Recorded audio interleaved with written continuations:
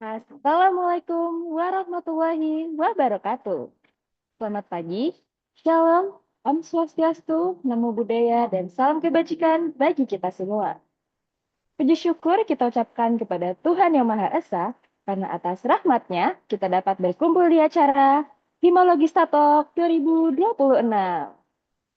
Saya mengucapkan terima kasih kepada perwakilan Ketua Departemen Ilmu Pangan dan Bioteknologi, Ketua Umum Himalogista, kakak-kakak pemateri, seluruh panitia HiTalk 2026, serta teman-teman yang telah meluangkan waktunya pada hari ini. Sebelum memulai acara, alangkah baiknya kita berdoa menurut agama dan kepercayaan masing-masing. Berdoa dipersilahkan.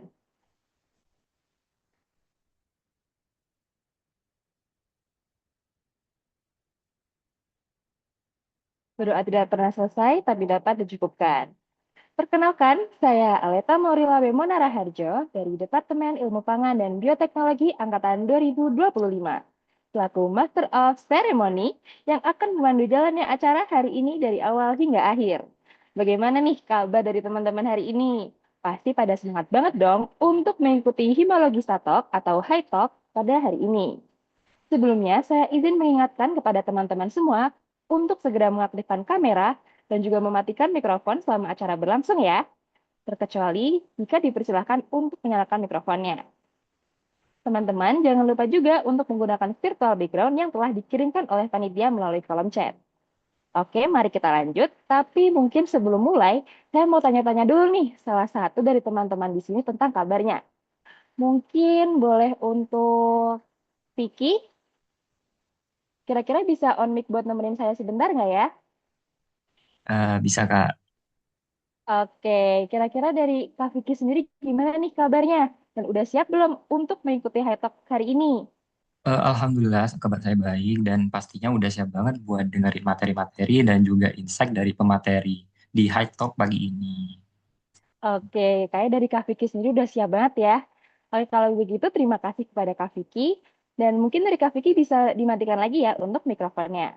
Pastinya nggak cuma Kak Vicky aja dong, pasti semuanya udah nggak sabar untuk mengikuti High Talk 2026. Sebelumnya ada yang tahu nggak nih tagline dari High Talk tahun ini? Kira-kira yang tahu boleh dong kasih, mohon maaf, kira-kira yang tahu boleh dong kasih raise hand-nya? Ada yang tahu nggak nih teman-teman? Oke, karena mungkin dari teman-teman semua pada belum tahu, aku kasih tahu ya. Haiku tahun ini membawakan tema Ocean of Faith, Ride the Tide, Reach the Light. Diharapkan melalui High Talk ini, teman-teman dapat memperluas pandangan mengenai lulusan Departemen IPA Bio. Tetapi sebelum kita masuk ke rangkaian acara High Talk, saya akan membacakan peraturan High Talk yang perlu kita perhatikan bersama selama acara berlangsung. Yang pertama, peserta diwajibkan untuk mengganti pada Zoom dengan format peserta underscore nama. Peserta diwajibkan untuk mengikuti rangkaian acara dari awal hingga akhir. Peserta diwajibkan menggunakan pakaian yang sopan dan juga rapi selama berjalannya acara. Peserta diwajibkan mohon maaf, peserta diwajibkan menyalakan kamera dan juga mematikan mikrofon selama berjalannya acara dan hanya dapat menyalakan mikrofon apabila diizinkan oleh MC ataupun moderator. Peserta diwajibkan untuk menggunakan virtual background yang telah disediakan oleh panitia. Peserta diperbolehkan untuk mengajukan pertanyaan selama sesi tanya jawab berlangsung dengan cara raise hand atau melalui kolom chat dengan format nama underscore pertanyaan. Peserta diwajibkan untuk mengisi form presensi dan juga evaluasi yang nantinya akan dikirimkan oleh panitia melalui kolom chat. Oke, selanjutnya saya akan membacakan rangkaian acara High Talk pada hari ini yang akan dimulai dengan sambutan oleh Ketua Pelaksana, sambutan oleh Ketua Himalogista, sambutan oleh Ketua Departemen IPA Bio, pemaparan materi 1 beserta sesi tanya jawab, ISOMA, ice breaking, pemaparan materi 2 beserta sesi tanya jawab, pengumuman pemenang ice breaking, dan penutupan. Beralih ke rangkaian pertama, mari kita dengarkan sambutan dari Ketua Pelaksana HETOK 2026. Kepada Kak Inka Putri Jawa Marta, waktu dan layar dipersilahkan.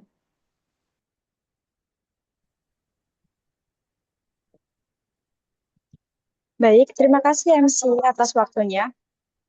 Assalamualaikum warahmatullahi wabarakatuh. Shalom, Om Swastiastu, Namo Buddhaya Rahayu, dan salam kebajikan bagi kita semua. Yang terhormat, Bapak Tunjung Matmanto selaku Ketua Departemen Ilmu Pangan dan Bioteknologi, yang kami hormati Kak Bagas Hafiz Amali selaku Ketua Himalogista, seluruh DPO dosen dan mahasiswa, kakak-kakak pemateri, serta teman-teman peserta Himalogista Talk 2026 yang saya banggakan.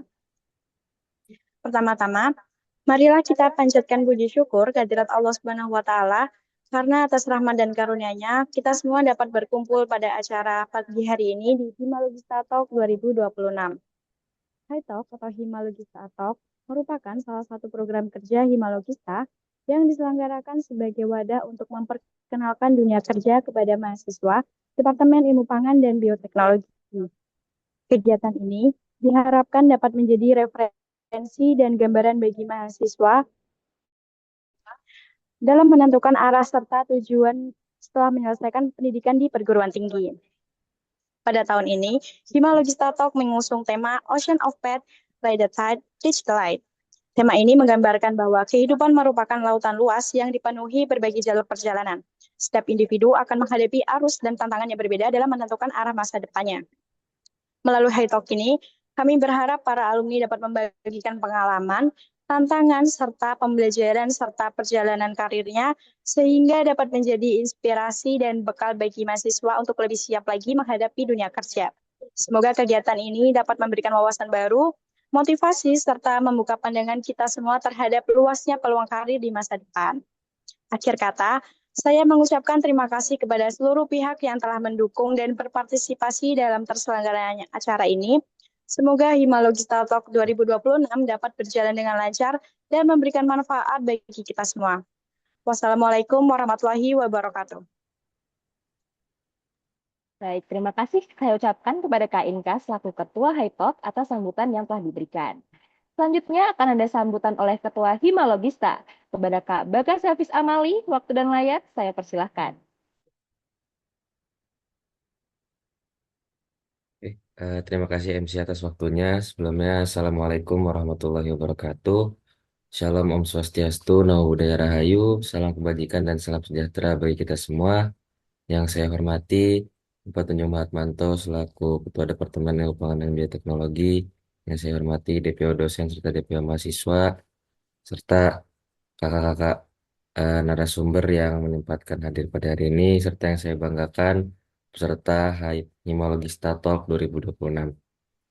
Sebelumnya, terima kasih banyak-banyaknya kepada panitia yang sudah menyiapkan, yang sudah merencanakan, dan mengeksekusi High Talk pada hari ini dengan baik. Semoga acara hari ini lancar dan juga teman-teman bisa mengambil manfaat sebanyak-banyaknya. Teman-teman, sebagai mahasiswa pun saya sendiri sering mendapatkan pikiran untuk bertanya kepada diri sendiri bahwasanya kita sebagai mahasiswa Departemen Ilmu Pengetahuan dan Teknologi setelah kita lulus mau jadi apa, kita mau kerja di mana, kita mau berkarir di mana, dan nggak semua orang bisa menjawab dengan gampang dan nggak semua orang punya rencana yang matang untuk menuju ke sana. Dan pada hari ini kita sangat beruntung untuk berkesempatan berdiskusi bersama dengan dua sosok yang telah sukses di bidangnya masing-masing, yang insya Allah pada hari ini bisa memberikan gambaran, memberikan bukan hanya ilmu dan wawasan, namun pengalaman-pengalaman yang mereka miliki, dan harapannya teman-teman bisa muncul semangat untuk dari sekarang memetakan dari sekarang memiliki rencana ke depannya untuk melanjutkan karir ke bidangnya masing-masing. eh Mungkin segitu aja kata sambutan dari saya. Semoga teman-teman bisa perhatikan dengan baik, bisa aktif untuk bertanya dan juga berdiskusi. Akhir kata, wassalamualaikum warahmatullahi wabarakatuh. Baik, terima kasih saya ucapkan kepada Kak Bagas selaku Ketua Umum Himalogista 2026 atas sambutan yang telah diberikan.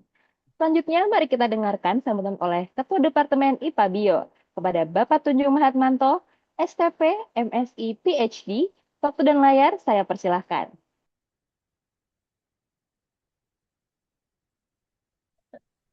Assalamualaikum warahmatullahi wabarakatuh. Terima kasih atas waktunya yang diberikan pada saya. Alhamdulillah kita bisa berkumpul pada pagi hari ini dalam keadaan sehat walafiat. Terima kasih kepada panitia yang sudah menyelenggarakan acara High Talk 2026. Terima kasih juga kepada alumni, ya, ada 2 alumni yang berkenan untuk sharing terkait dengan uh, profesi, ya. Jadi ini nanti adik-adik akan mendapatkan gambaran tentang bekerja. Jadi seperti yang sudah disampaikan oleh Ketua Himpunan dan juga Ketua Panitia, harapan kami adalah adik-adik semuanya yang menjadi mahasiswa saat ini nanti mendapatkan gambaran dan juga manfaat dari kegiatan High Talk pada hari ini, ya. Saya kira itu adik-adik, selamat beraktivitas. Ini mohon maaf saya masih kebetulan di perjalanan yang di luar, ini mampir sebentar. Alhamdulillah pagi ini cerah jadi saya bisa membuka acara ini dengan baik. Saya kira itu, terima kasih, selamat beraktivitas adik-adik, ya. Semoga sekali lagi semoga kegiatan ini membawa manfaat untuk adik-adik semuanya. Oke, selamat pagi. Assalamualaikum warahmatullahi wabarakatuh. Saya kembalikan ke MC. Terima kasih. Baik, saya ucapkan terima kasih kepada Bapak Tunjung Mahatmanto selaku Ketua Departemen IPA Bio atas sambutan yang telah diberikan. Nah, langsung saja ya kita masuk ke materi pertama. Di materi pertama ini akan membahas tentang career journey yang sesuai dengan namanya, kita akan kumpas tuntas nih, gimana sih perjalanan dari Kak Hafiz dalam mendapatkan pekerjaan yang relevan dan juga linear dengan bidang keahlian kita. Sebelum memulai materi, saya akan mengenalkan moderator kita yang pastinya keren abis. Berikut ini merupakan CV dari moderator pertama kita, yaitu Natasha Salsabella Cahyawati. Natasha adalah mahasiswa S1 Bioteknologi Universitas Brawijaya yang memiliki ketertarikan pada kegiatan organisasi, pengembangan diri, dan aktivitas sosial. Natasha memiliki minat untuk berkarir di bidang research and development. Natasha juga aktif pada organisasi hingga saat ini, yaitu Staf Muda Departemen Akademik dan Ilmu Keprofesian Himologista FPABUB dan juga Ikatan Pelajar Putri Nahdlatul Ulama PAC. Natasha juga memiliki beberapa pengalaman kepanitiaan, yaitu Staf Divisi Acara High Talk 2026, Staf Divisi Acara Study Club 1.0 2026, Staf Kesekretariatan Pesantren Kaderisasi IPPNU 2025, Lomba Cerdas Cermat pada Festival Remaja Islam 2024 SMAN 1 Ponorogo, dan juga koordinator si konsumsi pada acara pada acara masa kesetiaan anggota IPPNU 2024. Wah, keren banget ya. Gimana nih teman-teman? Pasti udah makin gak sabar kan? Kalau gitu langsung saja kita mulai ke pemaparan materi pertama yang akan dipandu oleh Natasha. Kepada Natasha, waktu dan layar saya persilahkan. Baik, terima kasih banyak Mora atas waktu yang telah diberikan. Selamat pagi teman-teman semuanya, perkenalkan nama saya Natasha Salsabella Cahyawati dari Bioteknologi 2025 selaku moderator High Talk tahun 2026 sesi pertama ini. Nah teman-teman, sebelum kita masuk ke materi ini kayaknya seru kalau kita interaksi dulu nih sama para peserta. Coba aku cap-cip-cup dulu ya, siapa nih di sini. Boleh untuk Kak Fadel, boleh untuk bisa nggak Kak untuk on mic dan on cam untuk nemenin aku? Ya, halo Kak, boleh, silakan. Baik. Kira-kira Kak Fadel nih udah tahu belum ke depannya tuh prospek kerja apa yang mau Kak Fadel tuju gitu? Oke, baik, terima kasih untuk Kak Natasha untuk pertanyaannya. Jadi, salah satu minat saya untuk mengikuti High Talk pada hari ini juga adalah bagaimana cara pandang saya untuk nantinya ke depannya mengikuti dalam mungkin dunia kerja ataupun yang lain. Nah, untuk dari saat ini saya masih belum ada gambaran spesifik bagaimana nantinya saya untuk ke depannya. Karena memang di jurusan saya dari bioteknologi sendiri itu banyak sekali aspek penjurusan yang nantinya akan saya ikuti seperti itu. Jadi mungkin dengan High Talk ini saya berharap dapat mendapatkan pandangan yang lebih serta lebih terstruktur dan juga terencana untuk kedepannya seperti itu, Kak. Baik, nah dari Kak Fadel sendiri kan tadi masih bingung nih, mungkin Mm-mm. setelah High Talk ini nanti akan dapat pencerahan nih kira-kira nanti kerja apa dan mau jadi apa. Untuk Kak Fadel boleh untuk di off mic ya. Oke, terima kasih, Kak. Nah teman-teman, sebelum kita memasuki materi, Izinkan saya untuk memperkenalkan pemateri hebat kita pada pagi hari ini. Beliau adalah Kak Hafiz Iqbal Maulana yang saat ini bekerja sebagai auditor halal di LPH UB. Berikut merupakan CV dari Kak Hafiz. Kak Hafiz Iqbal Maulana atau yang biasa dikenal sebagai Kak Hafiz merupakan lulusan dari Universitas Brawijaya dan mendapatkan gelar di Ilmu dan Teknologi Pangan pada tahun 2011. Kak Hafiz telah menjalani beberapa pelatihan. Yang pertama, pelatihan Food Safety External Auditor Sertifikasi BNSP yang diselenggarakan oleh Asosiasi Profesi Keamanan Indonesia (VJMKP) pada tahun 2026.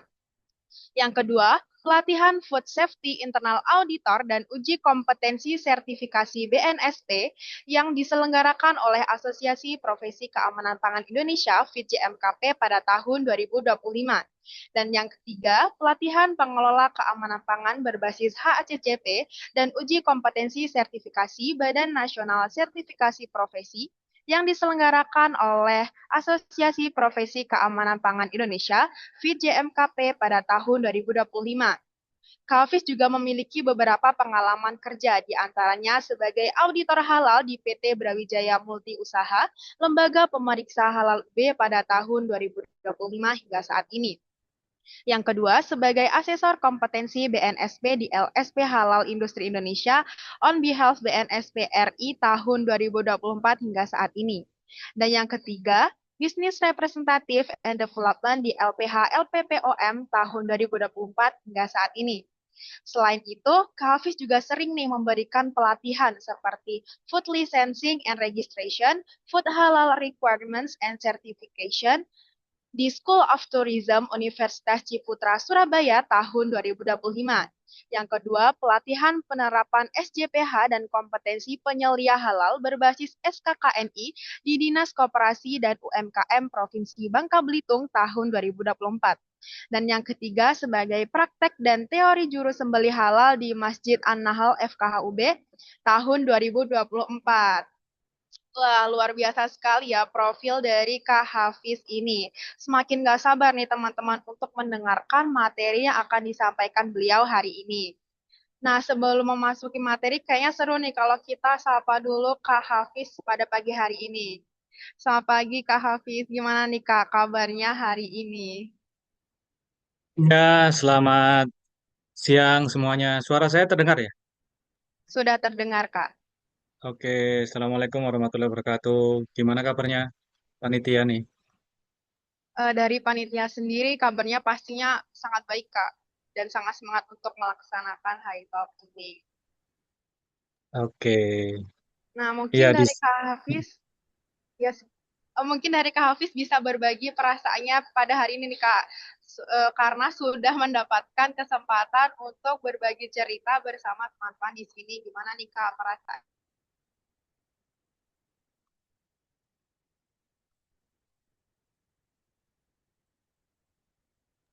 ya, oke. Sebelumnya saya ucapkan terima kasih banyak ya teman-teman panitia ya sudah invite. Awalnya saya juga agak ragu nih kok saya yang di-invite. Ada panitia menghubungi saya kan. Awalnya saya ragu kenapa harus saya gitu. Kan masih banyak ya alumni-alumni THP itu keren-keren loh. Banyak di luar sana yang udah sukses ya. Nah, setelah saya konfirmasi ternyata benar dari teman-teman di Malok, oke lah. Berarti memang saatnya saya berbagi ya, berbagi ilmu ke teman-teman di Malok ya. Karena terus terang Himalok sendiri itu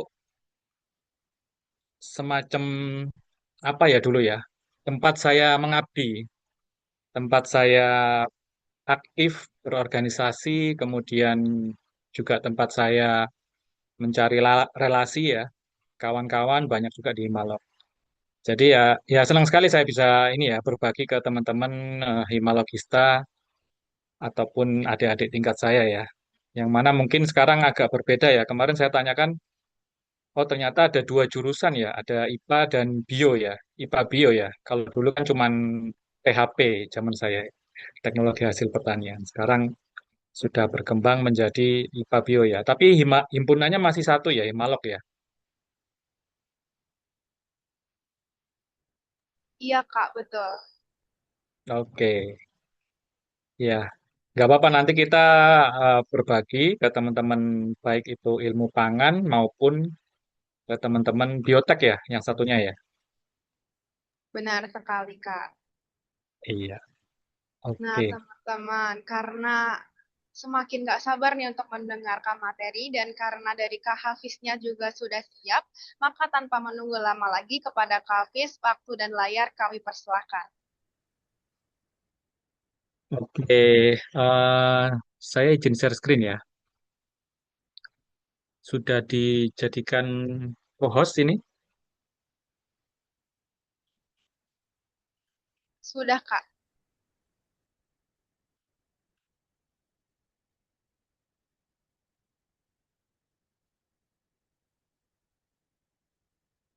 Sebentar.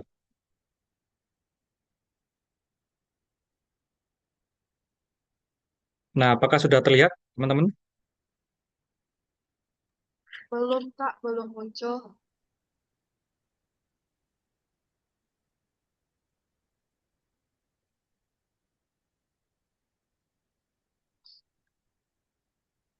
Nah, sudah, Kak. Oke, baik teman-teman kita di sini sifatnya sharing ya buat teman-teman yang mungkin sekarang masih ada di bangku perkuliahan ya. Rata-rata memang ini ya banyak yang masih mahasiswa ya atau ada yang udah lulus, ada yang alumni ikut ini juga. Boleh. Ini dari mahasiswanya saja. Oke, dari mahasiswa ya. Ya, ini saya tampilkan NIM saya dulu ya. Udah kelihatan kan kalau NIM-nya udah jadul banget kan. NIM-nya udah bahula banget ini. Nah, ini mungkin tadi sudah disampaikan oleh moderator ya terkait CV saya yang mana memang eh, dalam 10 tahun terakhir saya banyak berkecimpung di bidang halal ya. Namun sebelum itu saya juga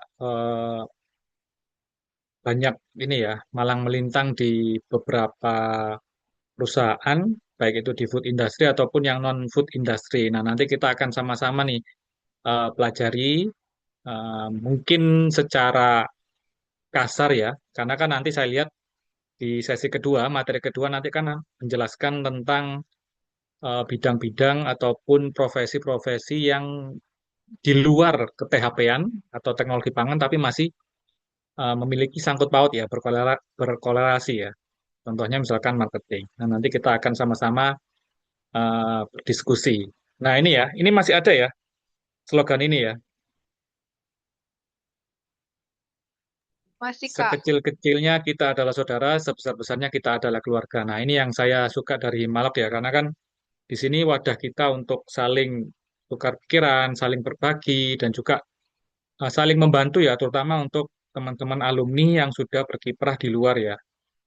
Apalagi kan teman-teman adik-adiknya ini kan ada yang baru lulus, itu biasanya kita juga saling membantu. Nah, itu juga saya rasakan sendiri tuh sebelumnya dengan bantuan dari kakak-kakak senior saya juga bisa mengembangkan karir saya ya. Saya bisa juga apa namanya memiliki kesempatan untuk berkontribusi ya, memiliki kesempatan untuk membangun karir, kemudian menata kurikulum vitae saya, portofolio saya hingga sampai sekarang. Nanti kalau ada yang mau ditanyakan, silakan ya teman-teman ya. Bisa di drop di mana di chat Zoom atau bisa langsung atau ada sesi Q&A sendiri ya nanti ya. Iya, betul, Kak. Nanti ada sesi Q&A-nya sendiri. Oke, nah ini topik high talk ya, kalau nggak salah ya. Ocean of Pets, Ride the Tide, Reach the Light. Nah ini ada gambar kapal ya. Ini maksudnya apa? Ada yang tahu nggak kira-kira? Kenapa saya menggambarkan yang seperti ini?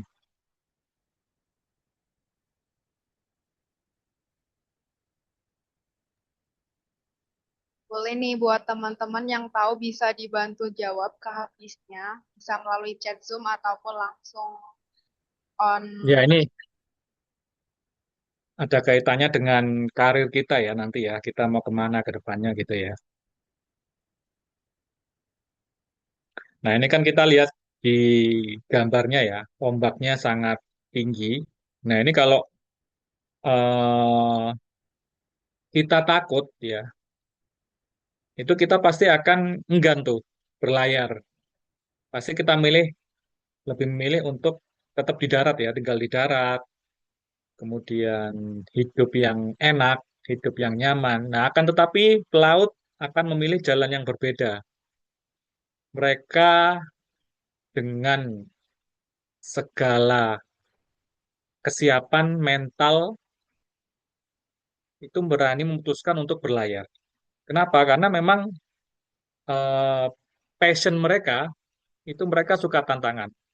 Ya, selain selain karena ada mungkin keterpaksaan ya, tidak ada pilihan lain ya, profesi tidak ada pilihan lain sehingga saya harus berlayar. Tapi teman-teman mungkin sadari ya, dari eh, kata-kata ini atau ilustrasi ini ya, itu nanti kita akan terasah sendiri ya, dengan berbagai rintangan, berbagai macam gelombang, berbagai macam tantangan, itu nanti kita bisa melewati nggak? Atau malah justru kita kandas di tengah lautan. Nah, seperti itu. Nah, itulah yang terjadi di laut-laut kita ya. Laut yang ulung itu pasti akan mampu melewati rintangan-rintangan yang ada selama perjalanan mereka di laut. Seperti itu, teman-teman. Nah, ini John, kita akan membahas yang pertama ya, tentang apa tadi? Eh, Karir ya. Jadi tentang karir, kita akan sharing sedikit tentang karir saya ya, perjalanan karir mulai masuk dunia kerja hingga posisi saat ini ya. Mungkin teman-teman juga sudah membaca ataupun sudah melihat CV saya ya. Jadi di sini ada buku yang menarik ya. Saya juga waktu itu dikasih ya, nggak beli ya. Namanya bukunya Your Job is Not Your Career ya. Jadi di situ penulisnya sendiri yang menulis ke saya ya. Live a life that matter to you. Jadi hiduplah kamu di kehidupan yang berguna ataupun bermanfaat untuk kamu. Di situ saya sadar ya bahwasanya memang eh, karir kita itu tidak melulu tentang pekerjaan kita, tentang job yang kita jalani sekarang ya. Karena kenapa teman-teman? Pekerjaan itu milik perusahaan ya. Sedangkan karir itu adalah milik kita sendiri ya. Jadi karir is you. Karir merupakan itu perjalanan ya. Jadi perjalanan hidup kita. Sehingga boleh jadi perjalanan hidup seseorang itu eh, banyak pekerjaannya ya. Bahkan berganti profesi di dalamnya, termasuk saya ya, teman-teman ya. Mungkin sedikit cerita, saya waktu awal lulus kuliah, itu saya memang memutuskan untuk langsung keluar dari Malang. Walaupun saya adalah orang rantau ya, saya orang Surabaya, di Malang kuliah, ngekos juga. Tapi ketika saya lulus kuliah, saya memutuskan untuk keluar dari Malang. Keluar dari Malang itu pun juga tidak kembali ke kampung halaman saya, tapi keluar yang jauh. Keluar dari Malang, keluar dari kampung halaman, tempat kelahiran saya di Surabaya, di Sidoarjo juga saya tidak ini. Saya memutuskan untuk keluar pulau waktu itu ya, setelah lulus kuliah. Jadi apa? Jadi guru, teman-teman. Sesuatu yang mungkin bahkan teman-teman saya tidak tidak terpikirkan. Tidak banyak orang-orang yang memikirkan hal yang sama untuk menjadi guru ya, apalagi gurunya ini bukan guru PNS ya, bukan guru tetap tapi guru SD ya. Nah, banyak ya, banyak sekali dinamika, banyak sekali peluang-peluang, banyak sekali kesempatan-kesempatan yang terbuka. Jadi teman-teman di sini Himalok, ya mungkin dari awal planningnya adalah saya harus kerja di industri pangan nih, saya harus harus kerja di sesuai dengan bidang saya. It's okay, nggak apa-apa, nggak apa-apa. Tapi jangan terpatok ketika kesempatan atau peluang itu hanya ada di satu sisi saja dan kamu menutup peluang yang lain, padahal boleh jadi itu adalah peluang kamu, pintu kamu. Itu sangat sayang sekali menurut saya ya. Boleh jadi ada jalan yang berliku ya. Jadi dengan pola yang tidak linear dan sulit ditebak. Yang mana karir itu dipengaruhi oleh refleksi diri kita sendiri, ataupun dari sudut pandang kita sendiri. Nah, akan menjadi susah apabila kita menganggap karir itu adalah sebuah pundi-pundi kekayaan atau keuangan yang harus kita terima. Nah, itu akan menjadi susah kalau mindset kita seperti itu ya. Karir adalah money. Nah, itu akan susah. Terutama apa namanya? Pangkat, jabatan ya, ataupun gelar, itu semua ada atribut ya, bukan esensi daripada karir sendiri. Nah, akan beda ketika kita menangkap sebuah peluang, peluang baru ya, kesempatan yang baru, yang mana itu juga didasari dengan passion kita atau hobi kita ya, yang kita kuasai, yang kita cintai, yang mana itu sesuai dengan tujuan hidup kita atau value kita atau kebahagiaan kita. Contohnya saya, kenapa saya ingin memutuskan untuk keluar dari Malang setelah lulus? Karena memang terlalu nyaman Malang itu buat saya. Terlalu ada di zona nyaman ya. Dengan waktu itu masih dingin banget tuh di Malang tuh. Dengan segala fasilitasnya. Jadi saya harus push diri saya sendiri. Saya harus eh, press diri saya hingga sampai ke titik saya yang paling rendah sekalipun. Nah, di situ saya melihat peluang adanya berbagi. Nah, itu yang salah satu menjadi ketertarikan saya, berbagi kepada saudara-saudara kita yang lain, tidak memandang suku, tidak memandang agama, berbagi dengan cara apa? Berbagi ilmu, menjadi guru. Nah, itu peluang yang saya tangkap waktu itu. Bahkan orang tua saya juga menentang, kamu kenapa habis lulus kok nggak daftar CPNS atau daftar kementerian atau BUMN, malah jadi guru. Gurunya juga kontrak, kontraknya cuma setahun. Tapi di situ saya melihat sesuatu yang mungkin tidak terlihat oleh orang yang lain. Yang mana di situ mungkin 1 tahun itu lama, tapi bagi saya 1 tahun itu sebentar, hanya untuk mengabdi ya, hanya untuk memberikan sebuah inspirasi bagi orang lain. Nah, itu juga salah satunya eh, hal yang mungkin susah-susah, gampang ya, kita menemukan passion dalam diri kita. Nah, itu terkadang dari hati kita ya. Semakin kita tegas dengan diri kita, semakin kita banyak melihat situasi, melihat dunia, itu kita akan mempunyai sikap atau attitude yang berbeda ya, termasuk juga tindak tanduk kita ya, pemikiran, termasuk mental. Nah, oleh karena itu, career itu is about passion ya, teman-teman ya. Jadi jalani aja. Misalkan teman-teman sekarang mungkin boleh jadi ya, eh, kuliah di teknologi pangan, tapi teman-teman punya passion yang lain. Saya suka merajut nih, suka menganyam. Nggak apa-apa sambil kuliah, ilmu baru, teman-teman masih lanjutin itu passionnya. Karena kenapa? Di era yang sekarang itu kita jangan menutup diri untuk spesialisasi di satu hal tertentu. Memang bagus ya spesialisasi ya, kita akan menjadi lebih fokus, lebih terarah.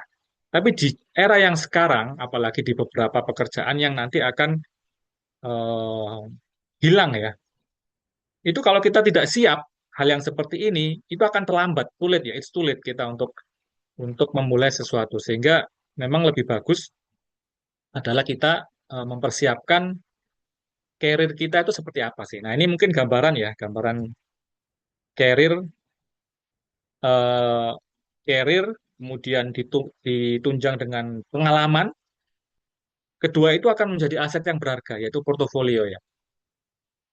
Nah, seperti ini ya mungkin ya teman-teman ya. Ini menarik ya, saya eh, screenshot di grup ya. Jadi memang ada teman-teman yang stuck di satu perusahaan tertentu ya, karena memang tidak ada pilihan atau mungkin ya udahlah saya pasrah, ini aja lah di sini.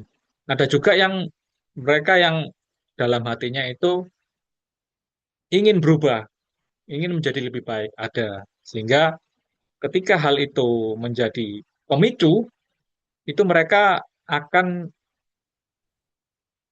bukan tidak loyal, tapi akan mencari sesuatu yang bisa menghargai kontribusi mereka. Ya contohnya inilah teman-teman mungkin di kalau teman-teman cowok-cowok ini sepak bola ya, pemain sepak bola. itu kan lumrah ya, transfer antar pemain, antar klub itu kan berpindah. Di lain sisi dia nggak dipakai tuh di klubnya, dicadangin terus. Tapi ketika dia dijual atau dipinjamkan atau berpindah klub, dia malah jadi moncer, malah jadi mengalahkan klubnya yang dulu. Dia juara di klub yang baru. Itu sering terjadi. Nah, itu memang sesuatu yang di dunia ini wajar ya, karena memang kita yang berhak menentukan karir kita. Kita yang berhak untuk menentukan kemana kita mau pergi. Pilihan hidup itu ada di kita ya. Cuman memang segala keputusan yang diambil jangan hanya didasarkan dengan emosi sesaat ya. Contoh kita pergi, buru-buru pergi ya hanya karena lingkungan toksik. Nah, itu juga tidak bagus. Tapi bertahan lama juga karena pekerjaan tersebut nyaman, dekat rumah, dan mudah, itu juga akan mengganggu mindset kita ya. Tidak akan membuat kita berkembang. Ya, hal-hal yang seperti itu. Takut kita untuk merantau, takut untuk mengenal dunia yang baru, itu nanti akan menghambat kita untuk mendapatkan sesuatu yang baru. Nah, hal itu tentu kita harus tanyakan ke diri kita masing-masing ya, apakah tempat ini mampu membawa saya pribadi untuk tujuan dan perkembangan saya atau tidak. Jika iya, maka kita bisa bertahan untuk tumbuh. Tapi bertahan bertumbuhnya nanti kita bisa berjenjang ya, dilihat year by year, bulan ke bulan, apakah ini memang ada perubahan atau tetap. Nah, itu akan nanti kita akan tentukan tuh apakah kita harus leave atau kita harus stay. Nah, itu juga nanti kita akan tentukan. Jika memang harus leave, maka putuskan secara elegan ya.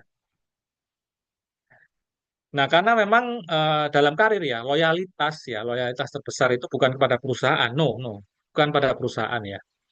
Kan tetapi kepada life goals kita masing-masing yang sedang kita bangun ya, tujuan kita, the ultimate goals dari masing-masing pribadi kita. Nah, itulah yang nanti akan menentukan kita. Jadi perusahaan ataupun atasan itu hanya sebagai wadah ya, sarana untuk kita membantu kita mencapai tujuan hidup kita. Tak lupa ketika kita meninggalkan mereka, jangan lupa untuk mengapresiasi dan berterima kasih banyak atas kontribusi dari mereka. Itulah yang kita sebut sebagai uh, live dengan cara yang elegan ya.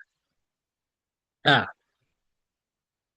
kemudian kemarin dari panitia juga menyampaikan bisa uh, sedikit sampaikan singkat ya terkait profesi saya di uh, auditor halal ya. Nah, ini sebelum kita masuk ke auditor halal, nah ini teman-teman juga harus perlu tahu nih teman-teman yang mahasiswa ya, teman-teman di Himalog, sejarah sertifikasi halal di Indonesia ini sangat berkaitan dengan jurusan kita.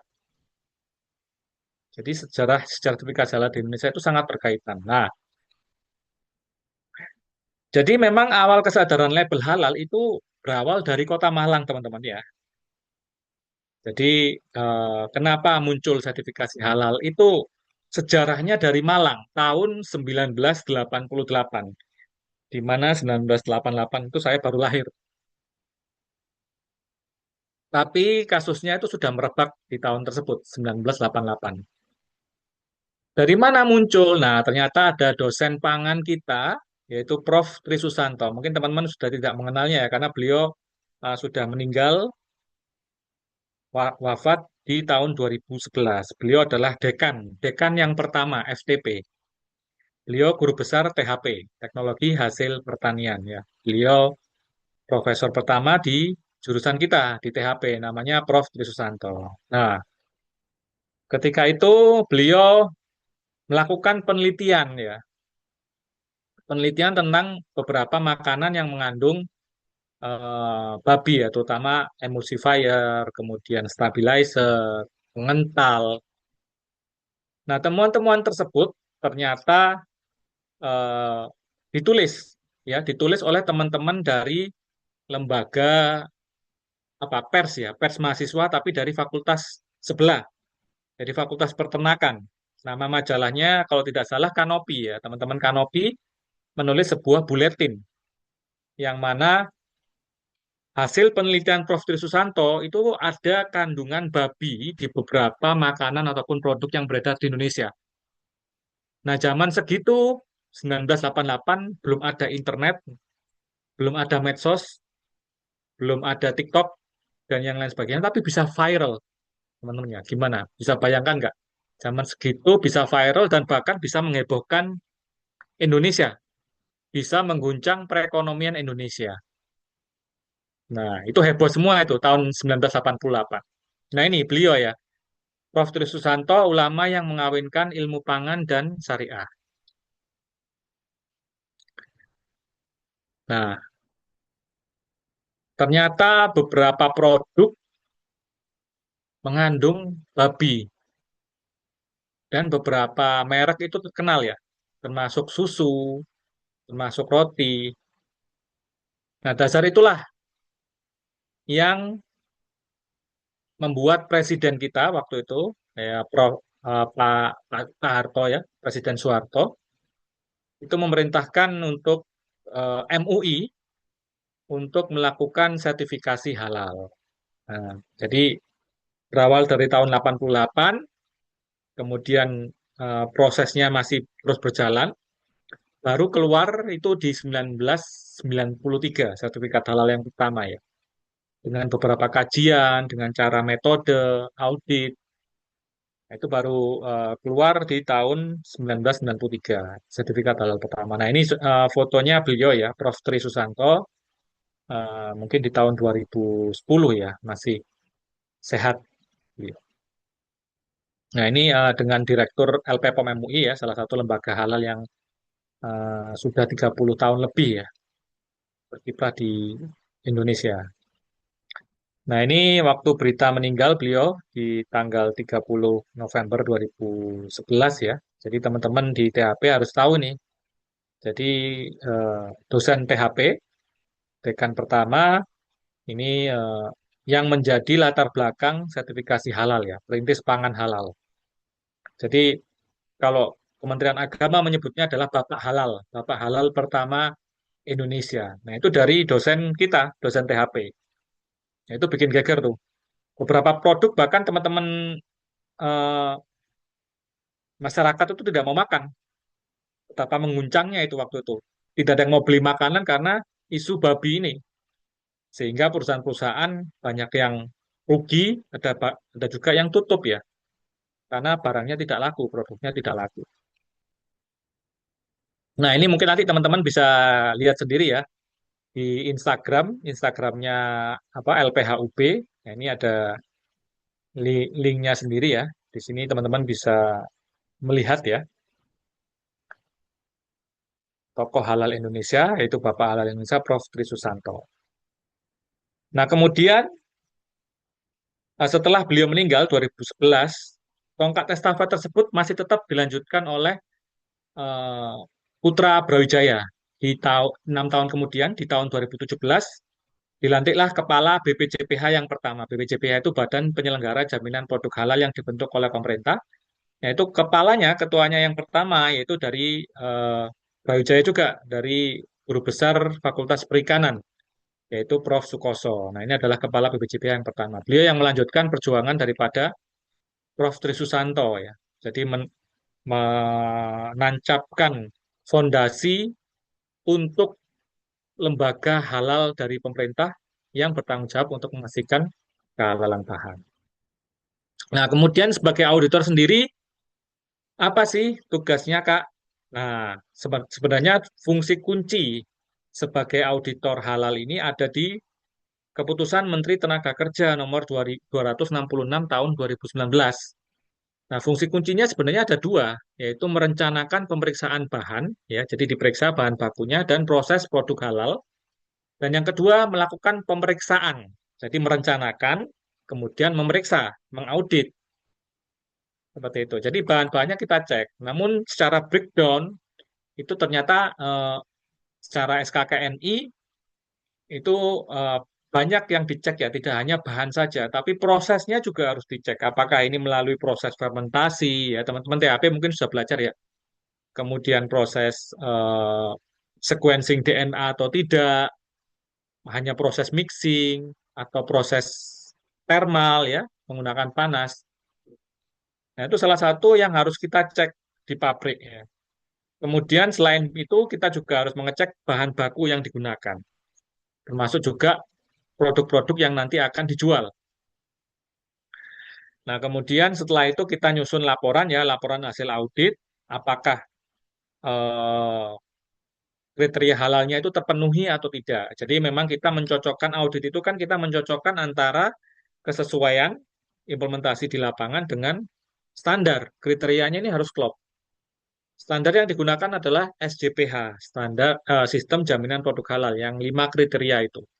Nah, itu kita cek apakah mereka sudah sesuai atau belum implementasinya di lapangan. Kalau tidak sesuai, maka kita akan tulis sebagai laporan. Nah, sebagai auditor itu kita juga tentunya ada kode etik ya, kode etik auditor. Nah, kode etik auditor ini umum ya teman-teman ya, tidak hanya terbatas ke auditor halal saja, tapi juga auditor yang lain, auditor keuangan, auditor keamanan pangan. Ini sama, kode etiknya harus menjaga integritas, independensi, imparsialitas, kerahasiaan data. Nanti kita akan sampaikan ya di slide berikutnya. Metode auditnya juga disesuaikan. Apakah kita lakukan observasi keliling ke lapangan ya, cek apakah kita cukup hanya melakukan wawancara atau kita mengecek dokumen sebagai bukti objektif mereka, atau kita harus sidak ya, inspeksi mendadak atau silaturahmi mendadak. Nah, itu juga disesuaikan dengan kebutuhan daripada perusahaan. Nah, untuk teman-teman yang memang berminat berkarir di auditor halal, itu sekarang sudah banyak ya lembaga training dan juga lembaga-lembaga pelatihan yang lainnya. Ini saya kasih contoh untuk eh, lembaga training di luar negeri ya. Di sini saya ikut di Halal Research Council ya untuk jadi lead auditor. Nah ini selama 2 hari bisa online, bisa offline ya, tergantung dari teman-teman sendiri. Ini banyak kalau memang mau berkarir di bidang halal karena di halal ini selain di Indonesia juga ternyata dibutuhkan teman-teman di luar negeri ya. Contohnya saya ini, saya juga ditugaskan sejak tahun lalu ya di Jepang itu untuk sebagai juru sembelih halal. Nah, itu mungkin teman-teman akan nanti akan bertanya-tanya loh, Kak Hafiz sebagai teknologi pangan, apakah perlu belajar menyembelih halal? Seperti itu ya. Ya perlu kalau memang profesinya kita adalah bersinggungan dengan industri halal ya, karena industri halal juga ujung-ujungnya kita akan bersentuhan dengan food ya. Nah, itu juga kalau kita tidak langsung praktek langsung, kita tidak akan mengetahui cara penyembelihan yang benar. Nah, ini ya teman-teman ya. Jadi selain berkarir di Indonesia, teman-teman juga ada peluang untuk berkarir di luar. Nah, ini COE saya ya, untuk izin kerja di luar itu ternyata banyak sekali membutuhkan di New Zealand, di Australia, kemudian di Jepang, negara-negara non-Muslim lah. Itu mereka banyak membutuhkan untuk kebutuhan halal ya. Baik itu sertifikasi halal, halal supervisor, ataupun sebagai slaughterhouse. Seperti itu. Nah, kalau masalah salary tidak perlu ditanya teman-teman ya. Pasti akan jauh ketimpangannya ya antara kerja di Indonesia ataupun di luar. Tapi memang peluang itu ada ya, teman-teman. Jadi tidak tidak perlu khawatir tentang profesi dari THP itu mau kemana sih nanti. Banyak sekali ya. Jadi apalagi nanti tentu dengan adanya relasi ya, koneksi kita akan bersinggungan dengan senior-senior kita. Tentu dengan baik itu senior yang kenal ataupun tidak kenal ya. Tapi sebagai sesama alumni Himalok pasti akan ada rasa untuk, oh kita harus bantu nih adik-adik kita. Kita harus kasih kesempatan nih adik-adik kita. Itu yang saya terapkan ya di dunia kerja ya. Termasuk juga nanti ketika kita menghadapi problem solving ya. Bagaimana mengatasi masalah, tantangan. Nah, itu akan banyak di THP, terutama di era sekarang ya, yang mana mungkin teman-teman belum tahu ya, atau sudah tahu ini, VUCA ini. Di era sekarang, nah, volatile, uncertainty, complexity, kemudian ambiguity, itu sangat sering terjadi ya. Contoh volatil ya, kita tentu akan merasa pusing ya. Di era informasi yang bejibun, kita tentu akan dihadapkan dengan disrupsi informasi yang begitu cepat berubah ya. Sehingga kadang kita burn out. Uncertainty, ketidakpastian. Nah, ini juga kita menghadapi nih di era yang sekarang, ketidakpastian. Di era yang AI, apakah nanti akan tenaga kerja manusia dihilangkan semua, diganti robot. Ini masih penuh tidak pasti ya. Kompleksitas. Nah, ini juga berdasarkan dengan berbagai faktor ya yang mempengaruhi. Baik itu kecepatan zaman, kemudian perubahan mindset, perubahan orang-orangnya. Nah, yang terakhir ambiguitas, termasuk pengaruh ya, pengaruh yang disebabkan oleh kebiasaan ataupun budaya yang berubah begitu cepat di era digitalisasi sekarang. Nah, bagaimana cara menghadapi VUCA ini? Nah, ini masing-masing ada counternya, teman-teman. V dari yang volatil, kita bisa counter menjadi vision. Kita harus tentukan visi kita, fokus ke goals kita ya. Goals kita mau seperti apa nih ke depannya. Oke Pak, saya mau kabur aja dulu.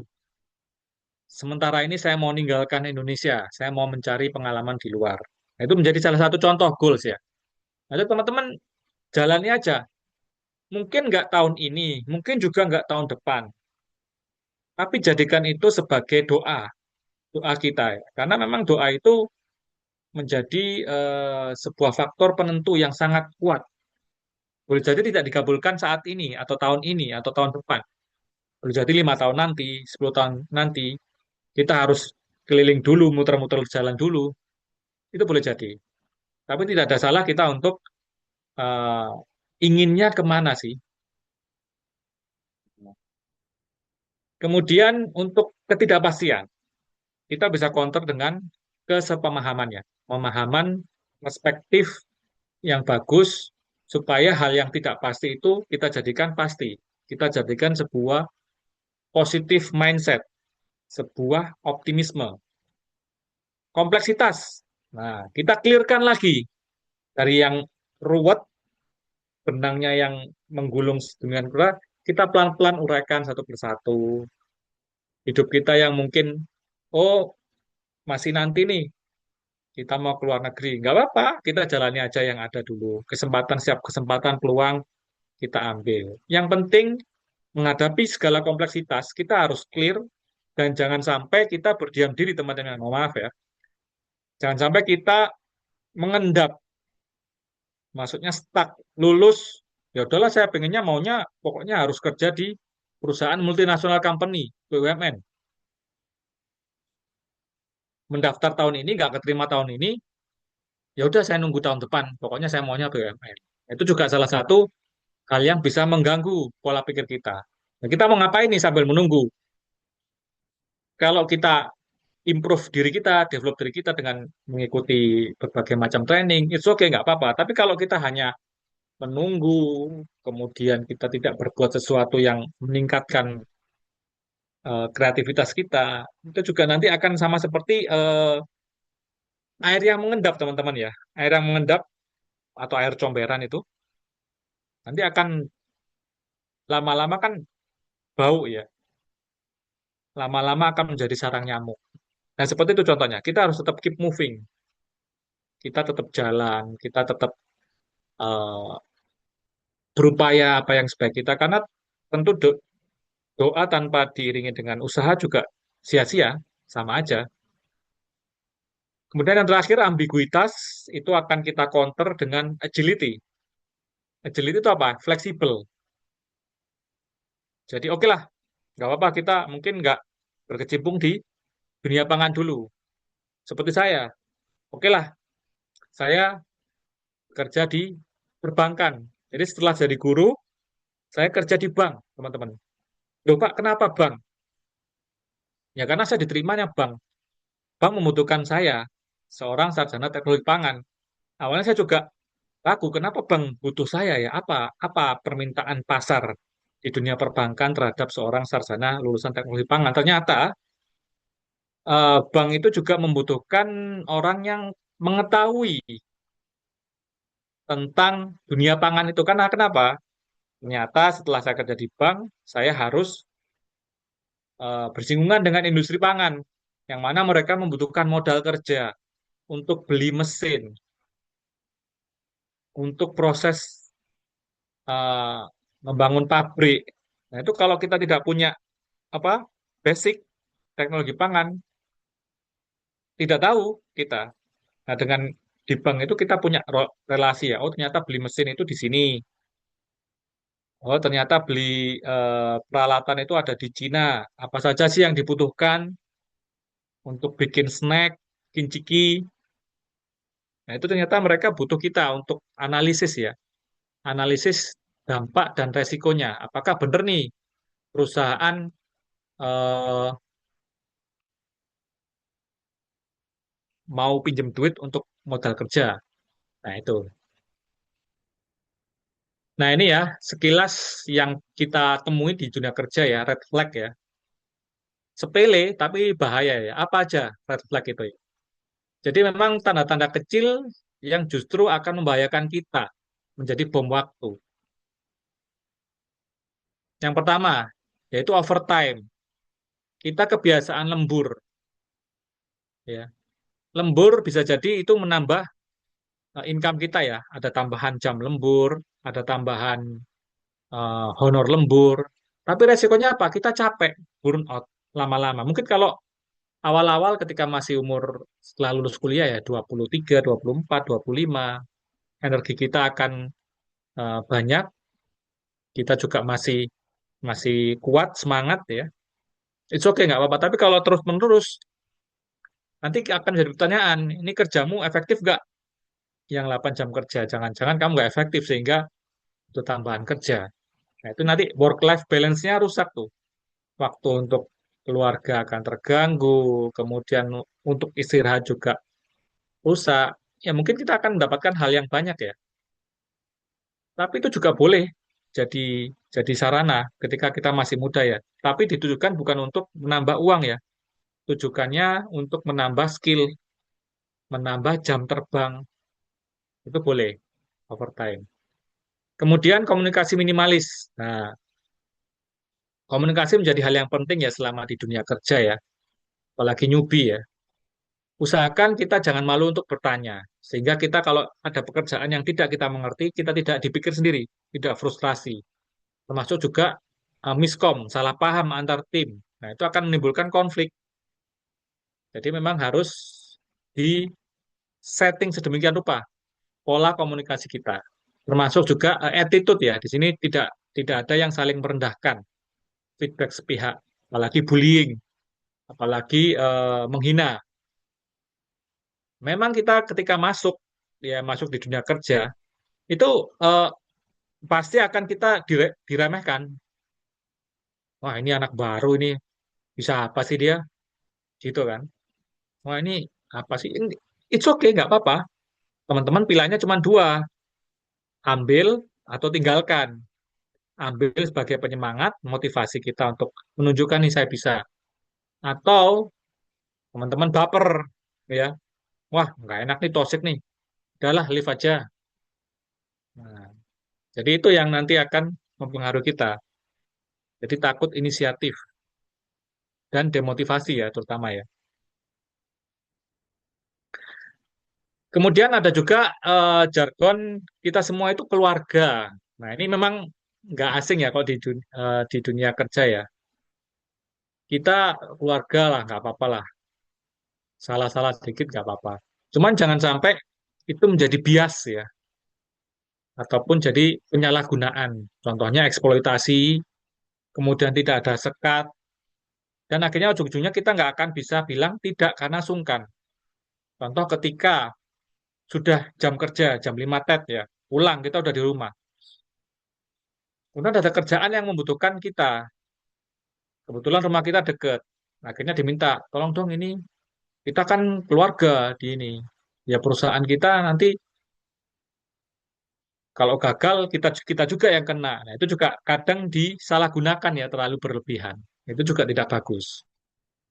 Ini buat teman-teman juga bisa mulai memahami hal tersebut. Normalisasi gaslighting. Nah, ini terlalu sensitif ya, baper tadi ya. Ada yang nggak kuat mental ya, dimarahi, belum-belum sudah dimarahi. Nah, itu juga salah satu sarana kita untuk menempa diri ya. Karena memang tekanan di dunia kerja itu begitu ini ya teman-teman ya. Tekanan dan juga persaingan itu juga eh, perlu kita tanggapi dengan bijak. Nah ini ya, jadi memang kita harus bisa memilah dan memilih ya. Mana yang baik untuk kita, mana yang buruk untuk kita. Jadi tidak harus langsung diputuskan secara emosional. Karena bisa jadi itu adalah soft skill dan hard skill yang akan menambah kita. Contohnya ini ya, jadi saya pernah ya jadi interviewer di perusahaan food industry. Nah, ini ada lulusan teknologi pangan dari PTN terkemuka. CV-nya dia spesialisasi QA QC HACCP ya. Waktu interview saya tanya nih, tahu MBG kan? Nah, ada keracunan makanan. Sebagai seorang teknologi pangan, apa yang kontribusi apa yang harus kamu lakukan di SPPG? Ternyata jawabannya begini, teman-teman. Iya, Pak, saya ajarin. Nanti saya akan training pegawai untuk lebih hati-hati. Hanya itu saja. Jadi simple. Tidak salah memang. Cuman di pihak saya, interviewer, ekspektasinya itu harusnya runut ya. Alurnya clear. Dari mana datanya, apa yang kamu harus lakukan, analisis apa yang kamu lakukan. Apakah memang langsung harus mengajari pegawai ya, edukasi pegawai. Nah itu kita tanya juga, karena kan dia nyantumin pengetahuan QA, QC, dan HACCP ya. Saya tanya, root cause analysis, kamu bisa buat gak? Ishikawa diagram bisa buat gak? Pareto chart bisa buat gak? Nah, ternyata dia nggak bisa menjawab. Saya tanya lagi ke tim saya yang lain ya. Di tim saya kan juga ada lulusan teknologi pangan ya, dari PTN yang lain. Itu harusnya basic, harusnya paham. Nah, ini juga harusnya teman-teman nih, sebagai teknologi pangan, tetap diasah ya. Mungkin sudah terlewat ya mata kuliahnya di semester 3 ataupun semester 4. Tapi tidak ada salahnya kita ngulangi lagi ya, untuk refresh ataupun update. Nah, ini nanti yang akan dibutuhkan ya, problem solving tools-tools ini, metodenya, dan juga sikap kita untuk proaktif dan juga bisa menjawab permasalahan di dunia kerja. Nah, salah satunya kita bisa dengan sertifikat kompetensi ya, untuk menguji kemampuan kita sudah kompeten atau belum ya. Contohnya seperti ini ya, mungkin teman-teman sudah ada yang punya ya, sebelum lulus biasanya diberikan kompetensi BNSP ya. Nah, ini untuk keamanan pangan, kemarin juga kita audit ya ke SPPG. Nah, itu salah satu kontribusi dari orang teknologi pangan. Jangan hanya kita satu sisi kita mengutuk ya, mengutuk SPPG. Wah, SPPG ini nggak ada gunanya, gini, gini, gini. Tapi kita tidak bisa memberikan solusi. Nah, di sini kita peran kita ya. Kita kontribusi ke SPPG. Oke, boleh jadi kita bukan sebagai orang yang mengurus SPPG, tapi kita bisa menjadi counterpart, partner dari SPPG untuk bisa berbenah dengan cara melakukan audit. Ini loh, kamu masih belum seperti ini, seperti ini, seperti ini. Tolong betuli. Nah, itu feedback yang bagus karena tentu auditor akan melihatnya dari sisi sisi luar, pihak eksternal. Karena setiap manusia itu tentu tidak bisa melihat tengkuknya masing-masing kan, teman-teman ya. Tengkuk di belakang ini pasti harus orang lain kan yang melihat. Nah, sarana itulah yang harus diambil sebagai feedback yang positif ya, temuan-temuan audit. Nah, ini tadi ya kode etik sebagai auditor. Jadi sebagai auditor itu tidak boleh berpihak. Jadi harus mengambil keputusan berdasarkan fakta, temuan di lapangan, tanpa ada dipengaruhi kepentingan pribadi, kelompok, ataupun hal-hal yang eksternal. Ya. Jadi apa adanya, sampaikan apa adanya. Karena itu akan menjadi perbaikan untuk SPPG. Kemudian bebas dari konflik kepentingan. Auditor tidak boleh punya kepentingan apapun yang mempengaruhi objektivitas ataupun independensi daripada auditor. Sehingga auditor itu adalah pure melihat dari sudut pandang atau kacamata yang tidak terlihat dari subjek, sehingga hasilnya akan objektif. Menjaga kerahasiaan, nah ini juga penting ya. Jadi data-data semua yang diberikan ke auditor itu adalah rahasia, tidak boleh disebarluaskan. Dan disalahgunakan juga tidak boleh. Apalagi diupload di medsos ya yang sekarang ini ya. Nah, yang terakhir, profesional dan harus berbasis standar ilmiah. Jadi pendekatannya adalah berbasis kompetensi, berbasis SKKNI, prinsip-prinsip, serta standar-standar yang berlaku ya, termasuk prosedur-prosedur yang dilakukan. Nah, ini strategi ya, mungkin yang terakhir, strategi dan critical thinking yang mungkin kita bisa pelajari ya. Jadi memang teman-teman ya di era sekarang ini, paham nggak teman-teman? Sebelum usia 30, itu kenapa kerja keras saja tidak cukup ya? Mungkin teman-teman bisa membatasi ya. Oke, setelah lulus kuliah, saya 5 tahun ke depan harus ngapain? 5 tahun berikutnya harus ngapain? Sehingga goals, ultimate goal saya itu tercapai. Nah, itu paling tidak kita harus membuat planning yang terukur ya. Karena kenapa? Ternyata ada beda ya antara kerja keras dan bekerja keras.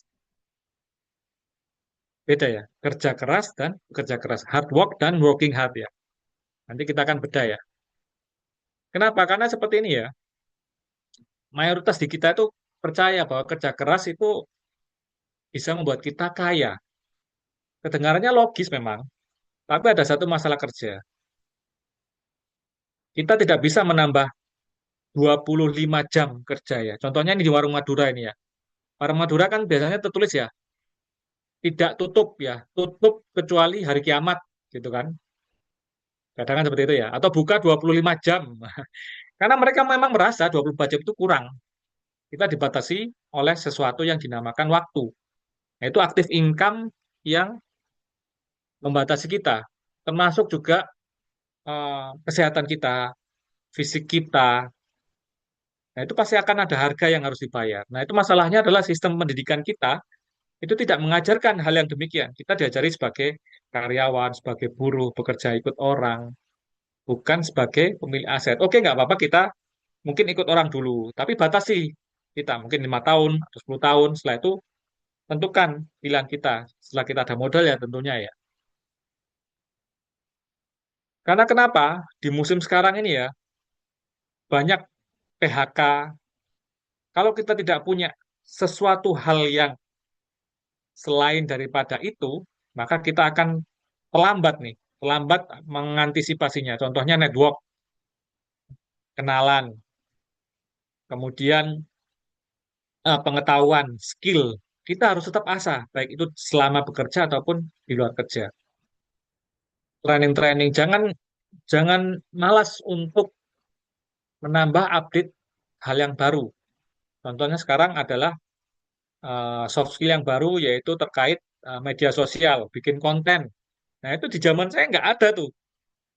Kalau saya pribadi nggak bisa mengadaptasi itu, saya akan ketinggalan. Saya akan ketinggalan dengan kalian yang sudah terbiasa ya, bikin konten, kemudian apa namanya, bikin narasi-narasi yang baru. Itu kan kalau nggak Gen Z yang punya kreativitas kan susah bagi generasi seperti kita ini. Nah itu nanti menjadi keuntungan kalian ya untuk mempunyai skill tambahan. Karena kenapa? Karena kalau kita tidak punya sebuah aset, aset itu bisa bisa modal ya, capital, uang, bisa adalah soft skill, hard skill, pengalaman, portofolio, relasi, itu juga menjadi modal kita, modal yang berharga untuk kita ke depannya. Masa mau kita jadi worker terus, atau kita akan beralih jadi owner ya, jadi pengusaha. Sehingga kalau jadi pengusaha, nanti kita mempunyai passive income. Jadi aset aset yang bekerja untuk kita, pengalaman yang bekerja untuk kita, tim yang bekerja untuk kita. Selain karena kita akan membuka lapangan pekerjaan, membantu teman-teman mendapatkan pekerjaan, kita juga akan memberikan mereka pengalaman. Dan boleh jadi kita akan memberikan kesempatan mereka, oke, kamu cukup kerja di saya 5 tahun, 10 tahun, setelah itu kamu buka sendiri ya, nggak apa-apa. Itu malah lebih bagus ya. Nah, itulah nanti yang kita harus punya ya, mindset yang bisa bertumbuh. Karena kita tidak selamanya bergantung pada perusahaan tempat kita bernaung saat ini.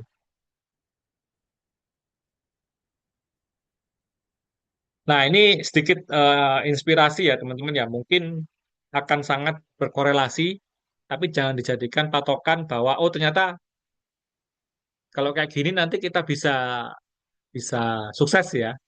Tidak, ini juga mungkin peluangnya 1 banding 1 juta ataupun mungkin jarang ya. Ini ada sebuah kisah ya teman-teman ya. Mungkin teman-teman tahu. Jadi ada mahasiswa yang biasanya tidur di kelas ya. Kita nggak tahu ya aktivitasnya apa selain di luar kelas ya. Mungkin dia kerja part-time sehingga kecapean atau yang apa. Yang jelas ketika di kelas tiba-tiba dia tertidur ataupun dalam kisah yang lain dia itu terlambat. Nah, ketika dia bangun atau ketika dia barusan datang ya ke kelas, ternyata dia ada melihat sebuah catatan di papan tulis. Nah, karena merasa itu eh, kebiasaan dosennya atau gurunya untuk menjadi tugas, dia catatlah tugas itu sebagai PR. Kemudian dia salin dan meninggalkan kelas tanpa tanya ke teman-temannya. Mungkin dia aktivitasnya banyak ya. Tidak ada yang ngerasa aneh. Dia bawa pulang dan dia kerjakan soal itu sebisa mungkin. Ketika mulai mengerjakan, ternyata ada hal yang berbeda. Soalnya kok sulit ya? Kok belum pernah saya temuin ya? Tapi dasarnya mungkin dia sudah punya ilmu, sudah pernah belajar, ataupun mungkin dia punya bakat. Nah, itu dia nganggapnya sebagai tantangan. Dia terus mencoba, mencoba mengerjakan. Dia menghabiskan waktu berjam-jam, dia penasaran, dia punya passion nih, punya keinginan untuk menyelesaikan, baca buku, baca internet, ada rasa ingin tahu, curiosity-nya tinggi, dicoba, hingga akhirnya mungkin dia butuh waktu ya, hingga akhirnya dia berhasil menyelesaikan. Kemudian dia kembali ke kelas, ketemu dosen yang menulis tersebut. Nah, karena dosennya tidak pernah membahas, mungkin di pertemuan terakhir ya, dia bertanya, Pak, tugas yang kemarin, yang bulan lalu dikasih, itu jawabannya gimana Pak ya? Boleh dibahas nggak? Nah, ternyata dosennya kaget, tugas yang mana ya? Saya nggak pernah ngasih, gitu kan. Ditunjukkanlah, ini Pak, yang ditulis tanggal sekian. Loh, itu bukan PR, itu adalah sebuah permasalahan yang belum diselesaikan ilmuwan zaman itu. Terus dilihat oleh dosennya. Ternyata dia berhasil menyelesaikan. Dan dia mempresentasikan di teman-temannya. Kelas pun menjadi hening ya. Tanpa sadari ia menyelesaikan masalah yang dianggap oleh orang lain itu mustahil diselesaikan. Nah, entah bagaimana dia berhasil, justru berhasil ya. Nah, seperti itu mungkin gambaran teman-teman sekarang ya. Dan mahasiswa itu namanya George Danzig. Nah, dia memang orang Yahudi ya. Yahudi yang memang ya kita tahu Yahudi diberkahi kecerdasan ya. Orang Amerika. Nah, dia akhirnya menjadi bapak pemrograman ya, algoritma. Jadi dasar-dasar mungkin AI, komputer. Nah, ini dasarnya dari beliau, bidang statistik dan pemrograman, algoritma. Di dunia matematika beliau terkenal sekali. Nah, apa hikmah yang kita bisa ambil ya? Ternyata bukan hanya hasilnya, tetapi karena ia tidak tahu bahwasanya itu mustahil untuk diselesaikan. Jadi dia tidak mendapatkan gambaran dari lingkungan yang lain. Tapi dia tetap coba berusaha, tetap mencoba untuk kemampuan terbaik dia menyelesaikan masalah, sehingga psikolog itu menggambarkannya sebagai kekuatan ekspektasi, ya, sebagai passion, sebagai gairah atau tekad dari seseorang untuk menyelesaikan batas yang tidak terlihat ataupun tidak terdengar. Nah, ini memang akan berhasil ketika kita tidak berhenti untuk sebelum mencoba ya. Karena memang batas dari hidup kita itu jangan hanya berdasarkan asumsi atau bukan fakta, tapi tidak pernah kita mencoba. Yang penting kita mencoba dulu, kita ulang-ulangi, dan kita temukan kebenaran tersebut, dan kita uji bahwasanya itu tidak ada hal yang mustahil loh. Oleh karena itu ya, teman-teman tidak perlu eh, merasa tiap hari saya nge-lab Pak, nge-lab, pulang bikin laporan, lab lagi bikin laporan. Nggak apa-apa, kita nikmati aja. Karena terkadang dengan pengalaman-pengalaman itu kita bisa menemukan sesuatu yang di luar dari ekspektasi kita. Baik, pas ya. Ini sesi terakhir. Terima kasih teman-teman. Arigatou gozaimasu. Jazakallahu khair. Mungkin sekian dari saya ya. Jika ada hal yang ingin ditanyakan, silakan ditanyakan dan saya kembalikan ke moderator, ke Martini. Terima kasih. Baik, terima kasih kepada Kak Hafiz atas paparan materi yang sangat seru dan juga memotivasi. Nah, saya yakin nih teman-teman mulai muncul pertanyaan baru. Jadi buat teman-teman yang ingin bertanya, boleh raise hand, kemudian on cam, on mic, dan mengajukan pertanyaannya. Namun apabila terdapat kendala dalam kamera dan juga mikrofon, dapat chat di kolom Zoom dengan format yang telah ditentukan oleh panitia, yaitu nama underscore pertanyaan.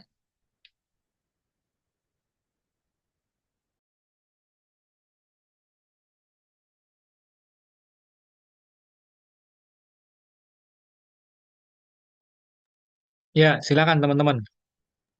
Ayo Kita teman-teman sharing saja. bertanya, ya karena kapan lagi nih kita bisa diskusi bersama pemateri kita yang sangat hebat dengan CV-nya yang pengalamannya sudah sangat banyak. Jadi buat teman-teman jangan ragu dan jangan malu untuk bertanya ya teman-teman. Bisa menggunakan fitur raise hand ataupun kolom chat Zoom.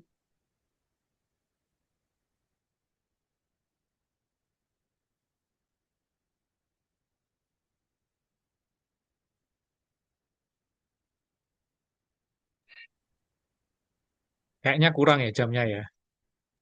Oke, Kak, ini ada pertanyaan dari kolom chat Zoom atas nama Raya. Pertanyaannya, bagaimana ya Kak cara bertahan di lingkungan kerja yang toksik sedangkan kita butuh pekerjaan tersebut? Untuk Kak Hafiz dipersilahkan untuk menjawab.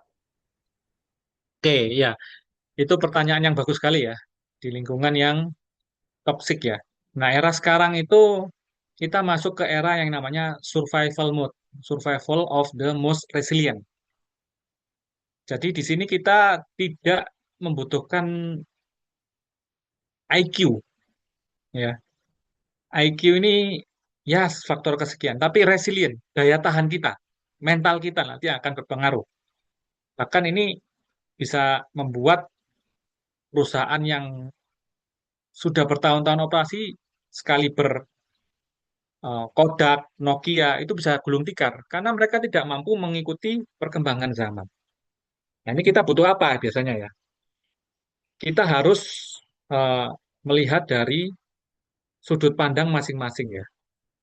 Bahwasanya perlu nggak kita sabar, perlu nggak kita eh, nahan banting mental kita.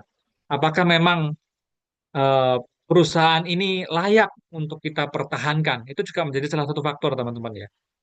Jika memang perusahaan ini tidak bisa membuat kita berkembang, ya mau nggak mau kita harus leave ya. Jadi kita tidak bisa bertahan atau jika memang kita belum menemukan yang pas, kita boleh terpaksa bertahan dulu, tapi jangan sampai terlena. Persiapkan plan A, plan B, ataupun jajaki kemungkinan yang lain untuk bisa teman-teman live eh, sebelum terlambat gitu ya.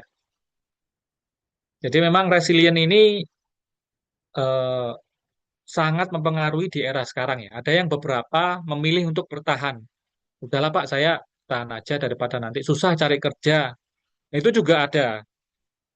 Cuman tolong pahami psikologi dari teman-teman masing-masing. Apakah dengan bertahan itu akan mampu membuat teman-teman sehat secara mental, sehat secara emosi, akan berkembang, itu juga nanti akan mempengaruhi. Tapi akan beda cerita kalau memang teman-teman nggak mau berkembang ya. Memang inginnya berada di zona nyaman. Udahlah saya pasrah aja Pak. Saya juga nggak punya kemampuan yang bagus-bagus banget. Ini diterima di kerjaan ini aja udah saya syukur alhamdulillah gitu. Itu juga ada. Tapi memang ya itu pilihan masing-masing ya. Di era yang sekarang ini kemudi tetap ada di kita, resiko juga ada di kita. Jadi memang pilihan itu ada di kita masing-masing. Toh juga kalau memang kita sudah siap ya, kita punya bekal ya, mental kita kuat, kita akan siap untuk lompat dari kapal itu ya. Sebelum kita sama-sama tenggelam bersama kapal itu ya. Misalkan kita bisa berenang nih, kita punya kemampuan berenang. Udahlah saya lompat dari kapal daripada saya tenggelam kapal. Kita bisa berenang. Kita selamat. Kita berlabuh ataupun kita terdampar di pulau yang lain. Nah, itu ya salah satu strategi. Termasuk juga mungkin teman-teman beranggapan, lu enak ya kerjaannya ya. Biasa kan rumput tetangga lebih hijau ya, sawang sinawang ya. Temen nggak kerja kantoran kok enak ya, nggak ada kepastian karir, kemudian tiap malam nggak lembur.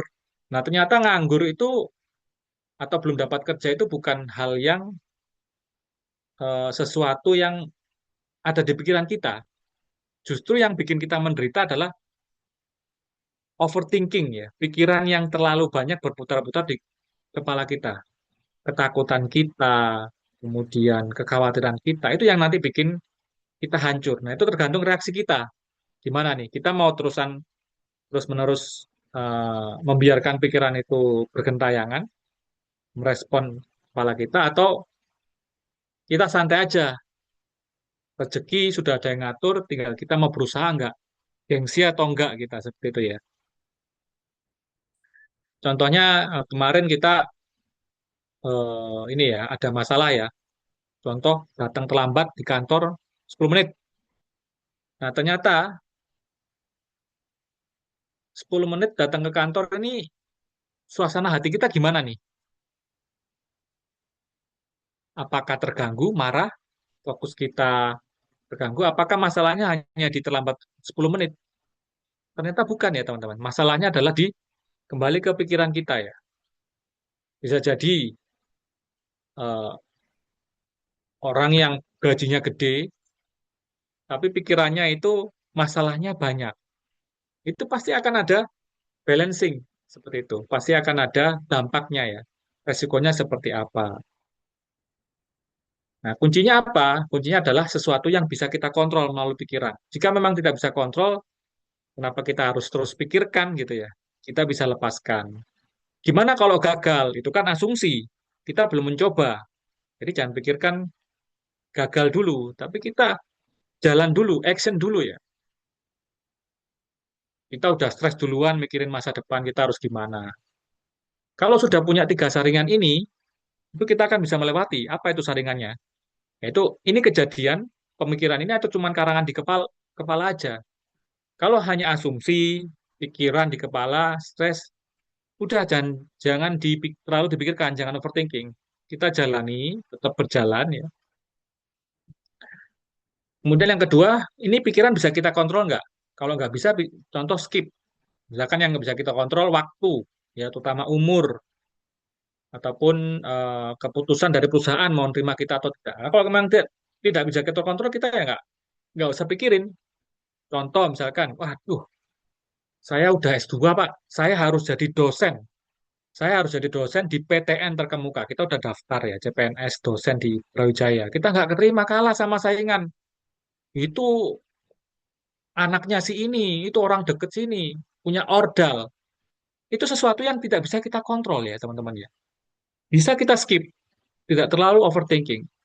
Masih banyak kan peluang yang lain, nggak harus yang "Pak, aku jadi dosen." Akhirnya kenapa? Stuck, nggak mau daftar ke tempat yang lain. Saya maunya di dosen ini, di kampus yang ini. Akhirnya jadi penyakit di pikiran kita. Kenapa nggak mencoba yang lain? Peluang yang lain juga ada. Itu kan masalah kamu yang nggak mau eh, mempush dirimu untuk bekerja lebih atau berusaha lebih keras, keluar dari zona nyaman. Nyaman. Saya nggak mau Pak, pokoknya saya harus di Malang. Saya nggak mau meninggalkan Malang. Ya kan memang kalau peluangmu di luar negeri kenapa? Boleh jadi itu baik untukmu, iya kan? Boleh jadi enggak. Terkadang ada yang seperti itu. Itu adalah pola pikir ya. Kemudian yang terakhir ya, tiga saringan terakhir, skenario, tulis skenario yang terjadi ya. Misalkan kita memutuskan sesuatu hal ya. Apa nih kalau kita ngambil ini, apa resikonya? Kemudian kalau kita nggak ambil apa? Itu nanti bisa jadi pilihan kita untuk tidak panik ya, tidak terburu-buru dalam mengambil keputusan, terutama untuk masa depan. Jadi hilangkan segala drama-drama yang ada di kepala, just action ya, seperti itu. Baik, untuk Raya, apakah sudah menjawab?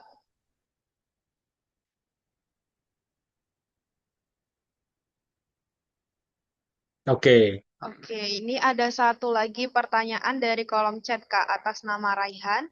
Selamat pagi, izin bertanya Kak Hafiz. Tadi sempat dibahas tentang kita harus terus bergerak, tetapi kadangkala kita bisa terlena. Apalagi kalau sudah ada dalam zona nyaman. Kadang kita tidak merasa. Bagaimana sih Kak tipsnya untuk menghindari agar tidak terlena dalam zona nyaman itu? Terima kasih sebelumnya.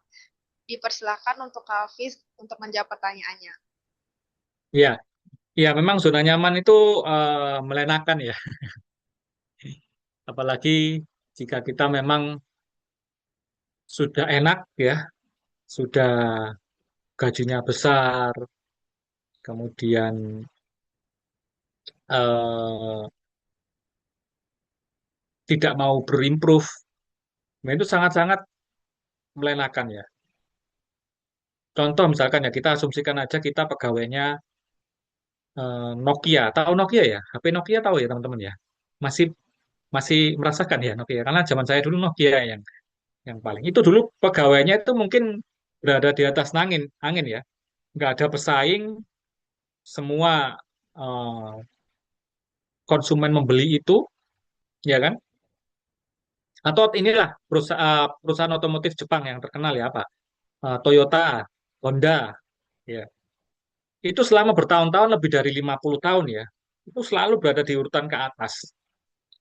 Perusahaannya yang kerja di Astra ya, contohnya ini gajinya tinggi, udah nyaman, enak, segala hal yang apa namanya rutinitas itu selalu dijalankan secara teratur ya, SOP-nya secara teratur, tidak ada tantangan, tidak ada saingan. Tapi ketika ada perusahaan otomotif dari China masuk dengan teknologi yang sama, kualitas yang sama dengan Jepang atau bahkan di atasnya, tapi dengan harga yang murah, wah, udah kalang kabut itu perusahaan Jepang. Dan bahkan karyawan-karyawannya yang tidak siap, tidak mengikuti perkembangan zaman, tidak rajin mengikuti seminar, update ilmu, atau mungkin dari relasi, kawan, itu kalau tidak siap, terutama manajemennya, ya itu bisa bisa ini dia eh, terlena. Nah, itu yang kita tidak boleh menganggap diri kita, oh sudah bagus nih, kita nggak punya ilmu lagi. Nah, dulu saya pernah kerja di lembaga halal yang 30 tahun lebih, teman-teman ya. 30 tahun lebih beroperasi dan tidak punya saingan. Tapi ketika era BPJPH, lembaga halalnya banyak, panik tuh. Kalau kita nggak berbenah, nggak merubah diri kita bisa kalah tuh. Nah, itu salah satu yang memacu diri kita untuk tidak berada di zona nyaman. Nah, itu tentu manajemen akan mempush karyawannya. Kamu mau nggak yang dulunya mungkin nggak ada KPI ya, KPI, Key Performance Indicator, nggak ada target, kemudian dikasih target, lu setahun harus bisa mendapatkan 1 miliar, gitu contohnya ya. Nah, di challenge tuh, orang-orang yang sudah terlena di zona nyaman ya, nanti akan pasti sebulan, 2 bulan, kelihatan tuh gelisah. Akhirnya rontok-rontok sendiri, nggak kuat, akhirnya pindah ke tempat yang lain, karena terlambat menyadari hal tersebut. Tidak punya pegangan. Tapi bagi mereka yang, oke, saya kayaknya nggak bisa lanjut di tempat ini, tapi saya punya pegangan, saya punya punya bekal, saya punya ilmu. Kita keluar baik-baik, kita berkembang di perusahaan yang lain yang justru membutuhkan kita. Boleh jadi perusahaan itu kecil ya. Contoh misalkan kita kerja di perusahaan Astra tuh, gaji udah 30 juta teman-teman. Tapi ketika ada sesuatu berkembang, ya, misalkan perusahaan kecil nih, tapi dia punya potensi. Teman-teman melihat saya bisa bermanfaat tuh di perusahaan itu. Tapi gajinya sepertiga dari gaji teman-teman sekarang yang terima. Mau nggak terima? Itu salah satu contoh kita mau nggak lari dari zona nyaman kita. Dari yang 30 juta, kamu udah nggak bisa apa-apa nih, mentok nih. 30 juta ini, kamu udah nggak ada improvisasi, udah mentok maksudnya, karirnya mentok, kemudian pesaingnya juga udah nggak ada. Tapi kamu mau memacu diri kamu untuk, oke lah, saya terima tantangan di perusahaan kecil yang sedang berkembang dengan gaji yang hanya 10 juta, sepertiga yang saya terima. Tapi saya bisa mengimprove diri saya bisa mendapatkan banyak insight yang baru, tantangan yang baru, ilmu yang baru. Saya terus tumbuh berkembang daripada saya stuck ya di zona nyaman, tidak berkembang, tidak mau ngapa-ngapain, pokoknya enak. Nah, itu nanti yang membuat kita semakin terlena, semakin malas. Nah, itu boleh jadi teman-teman bisa mengupgrade ya. Misalkan ada yang terbaru nih, ISO yang terbaru Pak, 19.001 udah nggak relevan. 2018 sudah nggak relevan, sekarang udah muncul 2026. Nah, itu kita update terus. BRC, BRC version berapa sekarang? Udah version 9. Dulunya cuma kita tahu version 7. Nah, itu kita terus update. Nah, kalau nggak gitu, kita nanti nggak dipakai oleh industri. Ya, contohnya seperti itu ya, teman-teman.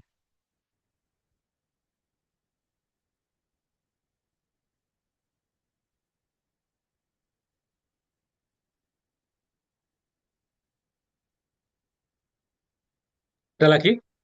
Baik, kepada Tom, Rehan, apakah sudah menjawab?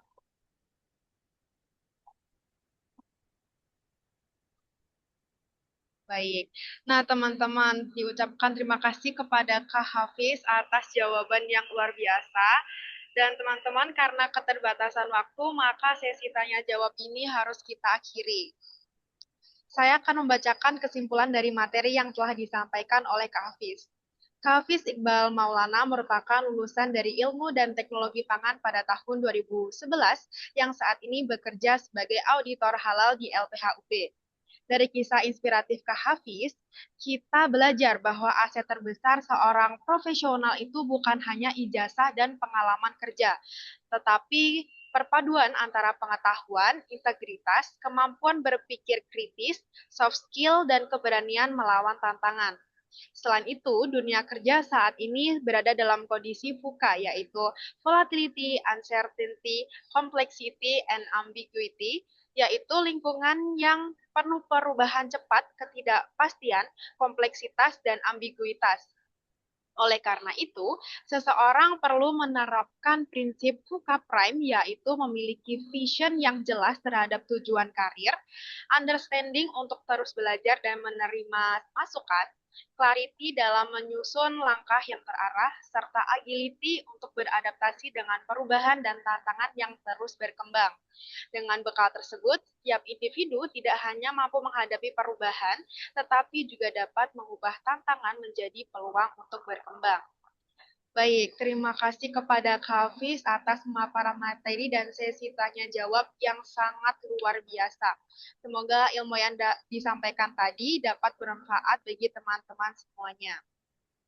Beralih ke acara selanjutnya, yaitu penyerahan e-sertifikat kepada Kak Hafiz. Kepada Kak Inka selaku Ketua Pelaksana HiTalk 2026, saya persilahkan. Sebelumnya mungkin izin ya, ini ada pertanyaan dari Kak Vicky Ahmad Maulida. Nanti saya tanya, saya jawab di WA aja ya. Nanti saya kasih ke Mbak Adel ya. Baik, boleh Kak.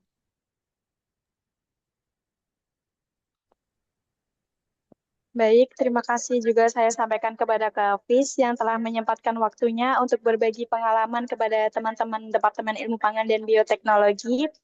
Semoga materi yang telah disampaikan tadi kepada teman-teman Ilmu Pangan dan Bioteknologi dapat bermanfaat dan menjadi inspirasi bagi teman-teman ya Kak. Untuk sesi dokumentasi, mungkin saya serahkan kembali ke moderator. Baik, terima kasih kepada Kak Inka. Untuk acara selanjutnya adalah sisi dokumentasi penyerahan e-sertifikat kepada Kak Hafiz. Untuk panitia yang bertugas, saya persilahkan.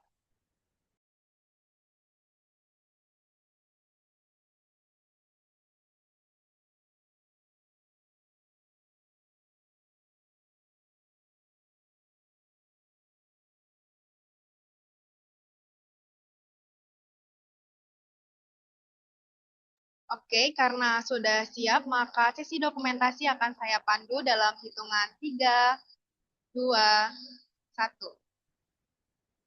Sekali lagi, 3, 2, 1. Baik, dilanjutkan dengan sesi dokumentasi bersama para peserta. Untuk teman-teman diingatkan untuk menyalakan kamera dan juga menggunakan virtual background yang telah disediakan oleh panitia.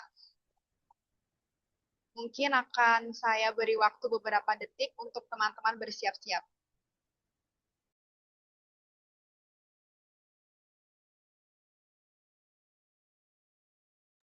Baik, karena sepertinya sudah siap, maka saya izin memandu sesi dokumentasi dalam hitungan 3, 2, 1. Sekali lagi, 3, 2, 1. Baik, terima kasih banyak kepada Kak Hafiz karena telah meluangkan waktunya pada hari ini untuk berbagi cerita kepada teman-teman. Semoga ilmu yang disampaikan dapat menjadi motivasi bagi teman-teman untuk ke depannya. Setelah ini, Kak Hafiz dipersilahkan untuk mengambil waktu bebas. Nah, teman-teman, karena sesi pemaparan materi dan juga sesi dokumentasi sudah selesai, maka acara saya kembalikan ke Mora selaku MC pada hari ini. Saya Natasha Salsabila Cahyawati selaku moderator pamit undur diri. Terima kasih. Oke, terima kasih untuk Natasha dan terima kasih juga kepada Kak Hafiz yang sudah mau berbagi ilmu dan pengalamannya kepada teman-teman semua. Dan kepada Kak Hafiz dipersilakan untuk mengambil waktu bebas.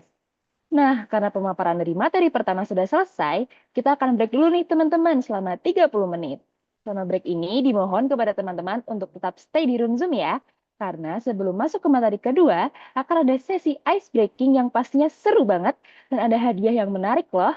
Teman-teman bisa menggunakan waktu ini untuk istirahat, sholat, dan juga makan ya. Acara akan dilanjutkan kembali pada pukul 12.05 dengan pemaparan materi kedua. See you after break teman-teman. Makasih teman-teman ya. Saya izin live dulu ya. Ya, terima kasih Kak Hafiz. Ya. I'll run into you. It sounds insane, right? I'll take the same flight, way at your bedside. I'll land right next to you. I'm going stateside, but I'll see you tonight. Tell me, how does a girl like me get into you?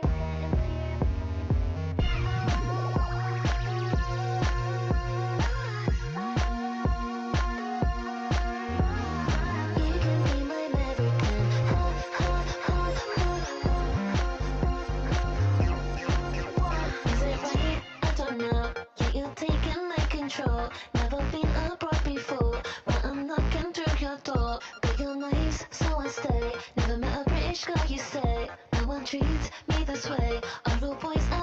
Second